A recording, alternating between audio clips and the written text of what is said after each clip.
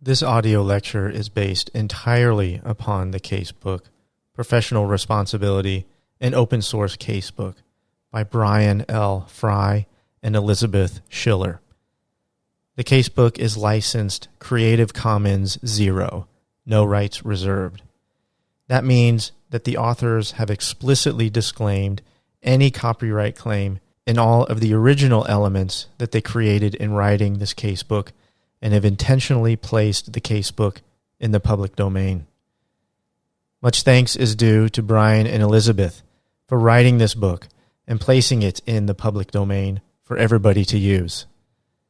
In furtherance of this spirit of open source, I also license this audio lecture as Creative Commons 0, no rights reserved.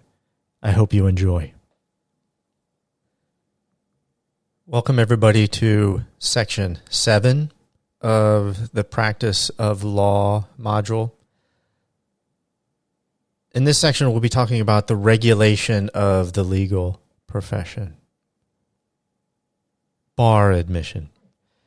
In the United States, admission to the bar and the regulation of attorneys is governed primarily by state law.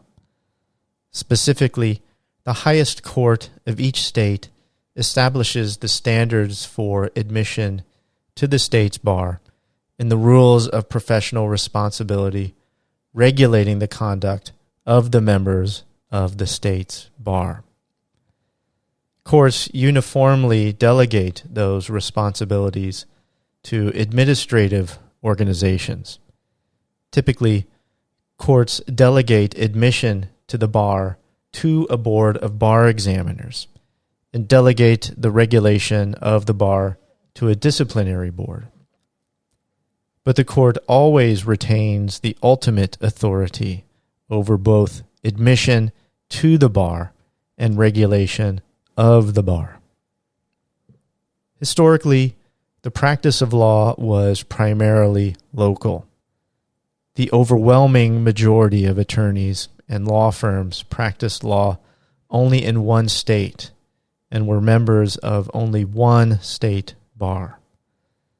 But as the practice of law has become increasingly national and international, and law firms open offices in multiple states and even foreign countries, the localized regulation of the bar has come into tension with the non-local practice of law.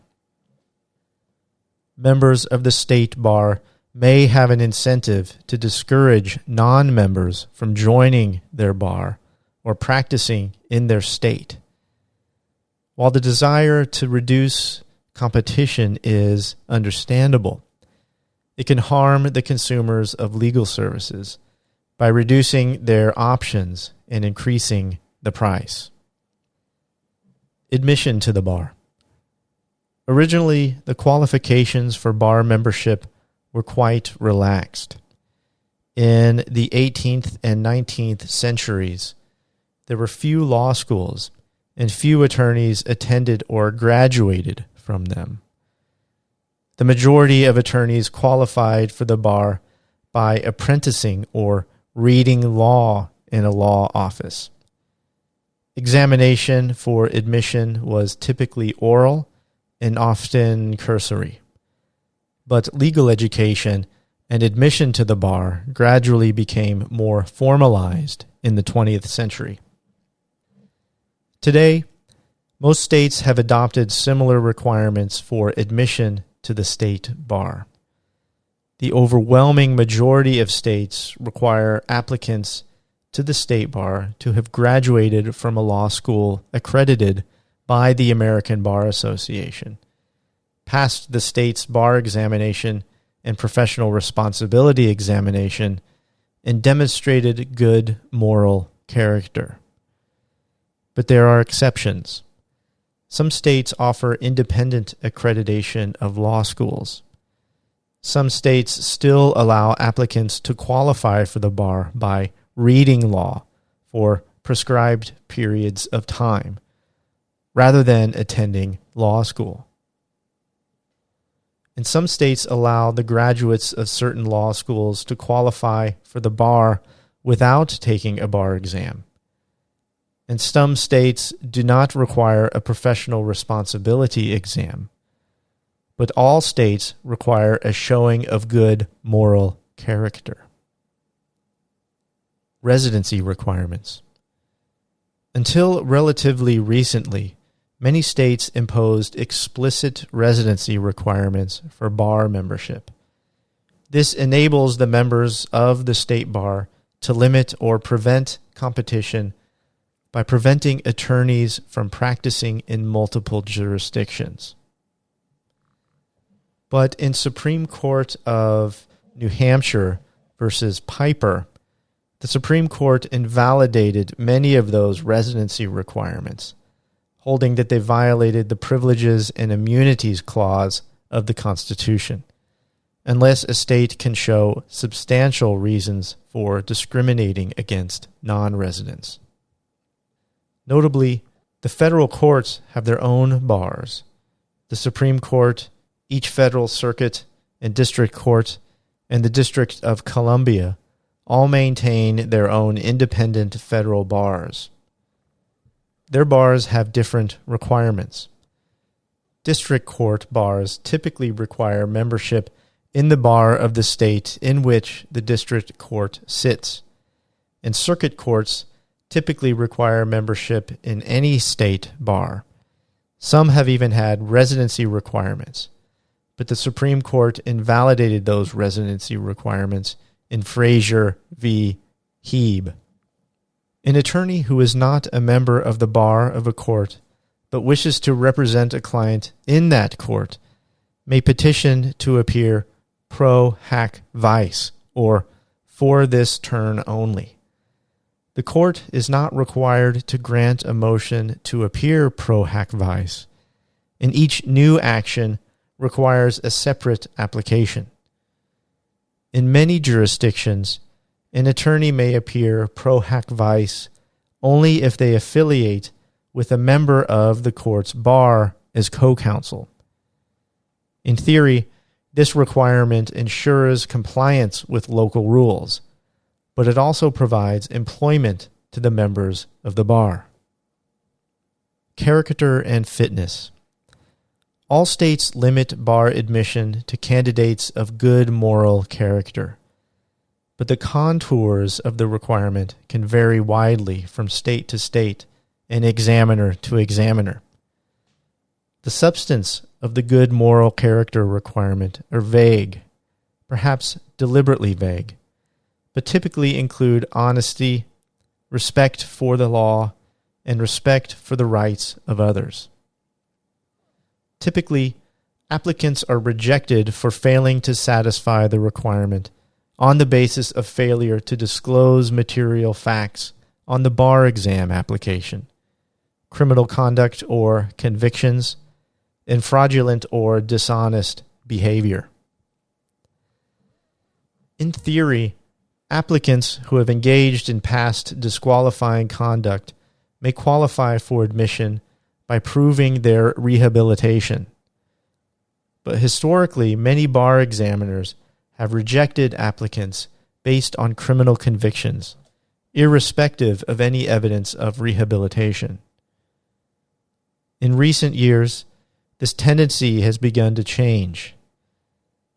Among other things, the Washington Bar Association approved the admission of an individual who pled guilty to bank robbery in 1998 and served 10 years in federal prison, where he taught himself the law and drafted a successful petition to the Supreme Court for one of his fellow inmates. After his release from prison, this individual graduated from the University of Washington School of Law and clerked on the D.C. Circuit. Advertising. Attorneys are professionals, and the bar is a professional organization. But how, if at all, should the professional status of attorneys affect their commercial behavior? Attorneys have fiduciary duties to their clients and professional duties as officers of the court. But do they have professional duties of decorum to the public as a whole? And how should the bar regulate those commercial activities of attorneys? When do professional norms justify regulation? And in whose interests should the bar regulate the commercial activities of attorneys, the public or its members? In the 19th century, attorneys regularly advertised their services in newspapers and magazines. Among other things, patent attorneys solicited patent applications from inventors nationwide. But in the early 20th century, state bar associations began to frown on advertising. And in 1908, Canon 27 of the American Bar Association's original canons of professional ethics explicitly discouraged advertisement and solicitation as unprofessional.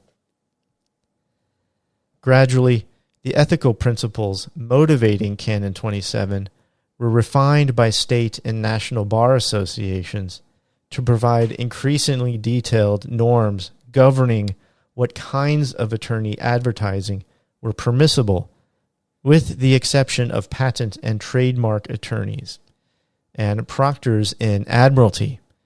Most attorneys could not even publicly claim a specific area of practice. Unsurprisingly, these limitations on attorney advertising were observed substantially in the breach. State bar associations were hard-pressed to enforce them, and enterprising attorneys were eager to avoid them. Pressure for relaxation of the norms gradually mounted, but did not come to a head until 1977, when the Supreme Court finally weighed in. Model Rule 7.1, Communications Concerning a Lawyer's Services, notes, "A lawyer shall not make a false or misleading communication about the lawyer or the lawyer's services. A communication is false or misleading if it contains a material misrepresentation of fact or law, or omits a fact necessary to make the statement considered as a whole not materially misleading." Solicitation. In addition to prohibiting advertising, bar associations historically also prohibited attorneys from soliciting clients or approaching potential clients directly, rather than as members of the general public. For example, Canon 28 of the 1908 ABA Canons of Professional Ethics specifically prescribed attorneys from volunteering legal advice to a stranger or seeking out injured parties in the hope of providing legal advice. Indeed, bar associations typically monitored and punished solicitation considerably more aggressively than advertising. The stated objection to solicitation was the concern that unscrupulous attorneys might take advantage of unsophisticated members of the public who lacked the capacity to evaluate the quality of their legal services or the fairness of their fees. The bar associations were also dominated by successful attorneys at large firms who tended to represent corporate defendants rather than injured plaintiffs. Prosecutorial misconduct. Prosecutors are responsible for enforcing criminal law. Indeed, for better or worse, prosecutors probably have the most important role in our modern criminal justice system. Among many other things, prosecutors decide who to charge with crimes, which crimes to charge, and whether to offer a plea bargain. And they exercise immense discretion in all of those areas. In practice, prosecutors play a much more important role in the administration of criminal justice than judges, because only about 3% of criminal prosecutions go to trial. The overwhelming majority of criminal defendants plead guilty, and the prosecutors determine what sentence the defendant will receive, with limited oversight from the judge. And prosecutors strongly encourage defendants to plead guilty rather than go to trial. If a defendant refuses to plead guilty, the prosecutors typically charge aggressively and request the longest possible sentence. At least in theory, the paramount duty of the prosecutor is to seek justice, not a conviction. As Justice Sutherland observed in Berger v. United States, a prosecutor is the representative not of an ordinary party to a controversy, but of a sovereignty whose obligation to govern impartiality is as compelling as its obligation to govern at all, and whose interest, therefore, in a criminal prosecution is not that it shall win a case, but that justice shall be done. As such, he is in a particular and very definite sense the servant of the law, the twofold aim of which is that guilt shall not escape or innocence suffer. He may prosecute with earnestness and vigor. Indeed, he should do so. But while he may strike hard blows, he is not at liberty to strike foul ones.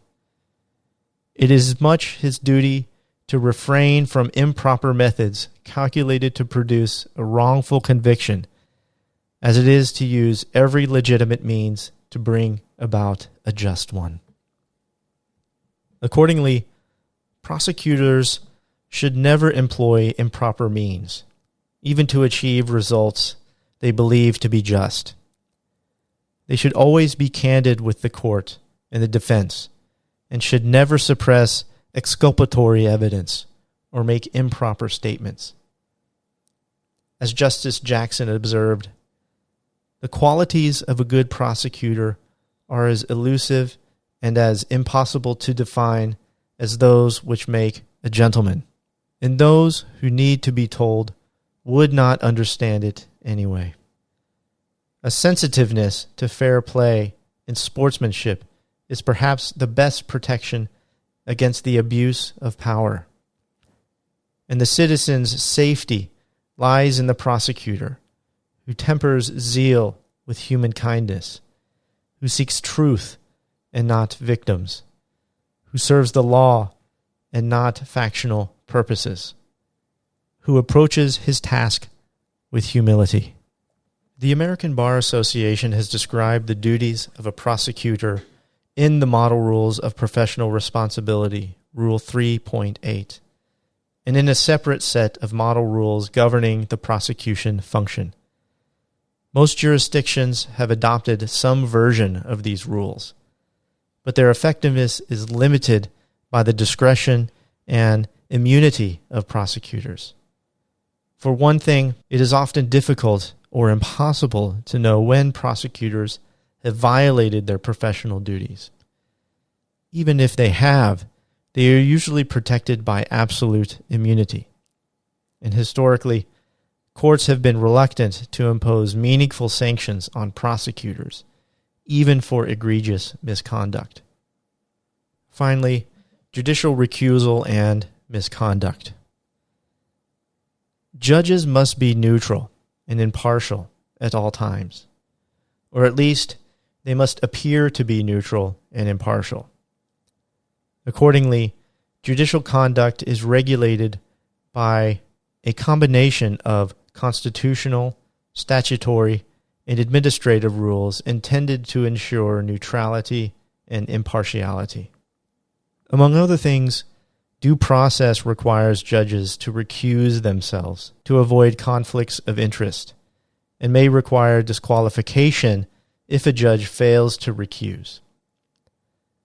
Federal law prohibits judges from accepting or soliciting bribes, but it also requires judges to recuse themselves whenever their impartiality could reasonably be questioned. The Judicial Conduct and Disability Act of 1980 authorizes complaints alleging that a federal judge has engaged in conduct prejudicial to the effective and expeditious administration of the business of the courts, or is unable to discharge all of the duties of office by reason of mental or physical disability. And the rules for judicial conduct and judicial disability proceedings govern misconduct and disability proceedings against federal judges under the Act. States may have similar statutory and administrative provisions. Finally, federal and state judicial codes of conduct comprehensively regulate judges. In 1924, the ABA first created and approved its Canons of Judicial Conduct, which were revised in 1972, 1990, and 2007. The ABA canons are currently titled the Model Code of Judicial Conduct and consist of both aspirational principles and specific rules intended to realize those principles. The federal judiciary has adopted the Code of Conduct for United States judges, which includes the ethical canons that apply to federal judges and provides guidance on their performance of official duties and engagement in a variety of outside activities. Most states also have judicial commissions, which are empowered to investigate violations of judicial ethics. The Model Code of Judicial Conduct, Canon 1, notes, "A judge shall uphold and promote the independence, integrity, and impartiality of the judiciary, and shall avoid impropriety and the appearance of impropriety." Model Rule 1.2, Promoting Confidence in the Judiciary, notes, "A judge shall act at all times in a manner that promotes public confidence in the independence, integrity, and impartiality of the judiciary, and shall avoid impropriety and the appearance of impropriety." Thanks, everybody. That's all I'd like to talk about in this section. Take care.